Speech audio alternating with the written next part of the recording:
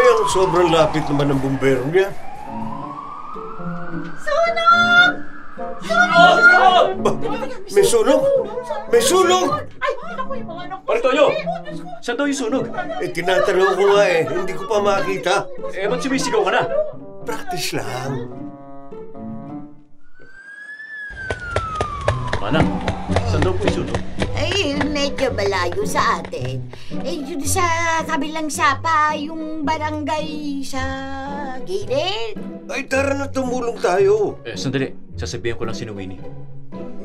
Malayo pa naman sa atin, yo. Kaya nga, dapat tumulong na tayo para di na umabot dito sa atin. At saka pag kayang tumulong agad.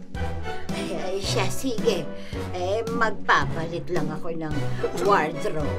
Nakapadyama lang ako, Si Manang, gusto pa ng forma. Siyempre. Mauna na ho kami.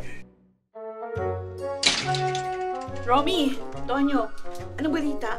Fire out na. Ha? Buti na lang, nakatulong tayo kahit papano. Nagulat nga yung ibang taga ron kasi hindi nila tayo kilala. Tapos nakikipasa tayo ng timba. Nakunan pa nga tayo ng camera. Buti nga't nakilala tayo ni chairwoman nila kundi baka napagkamanan pa tayong magnanakaw. Hindi naman kasi ando si paring Fernan, naka-basketball natin. May sasalo sa atin. Pare, sa panahong ito, parang nakakatakot tumulong Pero kailangan. Kamusta ang sunog? Okay na. Nagsisiguro na lang ang mga bumbero na wala na kahit maliit na apoy sa barangay sa gilid. Malapit ka na paring Fernan. Naku, ang dudumi ng damit nyo. Pareho pa namang puti. Pero huwag kayong mag-alala. With Surf, kami ni Mari ang bahala. Tanggal ang amoy kulob, pati na ang amoy sunog. Ay naku, Mars. True ka dyan. Pero teka, sa barangay sa gilid yung sunog? Oo. Nakita pa nga kami ng chairwoman nila Medyo nakasimangot. Bakit? Sa bagay, sino nga naman makikita mong nakangiti habang may sunog? Sa bagay. Hoy, bad joke yan ha? Sige na, ubarin nyo na yung mga suot yung damit para malabhan.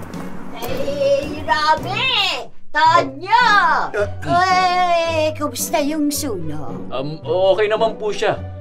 Kumusta daw sabi niya sa inyo? Manang, nawala ho kayo. Hindi na ako sumunod. Ayaw ng asawa ka. Okay lang po yan, Manang. Baka po kasi imbis makatulong, mapahamak pa kayo. Ang importante, inisip niyong tumulong. It's the thought that counts. Ano nga yun? Ang sarap pakinggan. Ilayo niyo nga dito to. Masabi ko din sa asawa ko.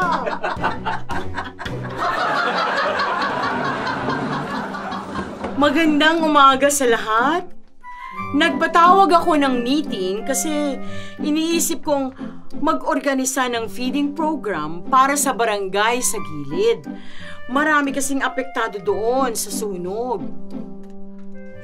Kapitana, di ba yan yung barangay na may chairwoman na inaway ka pa nga dahil sa Zumba?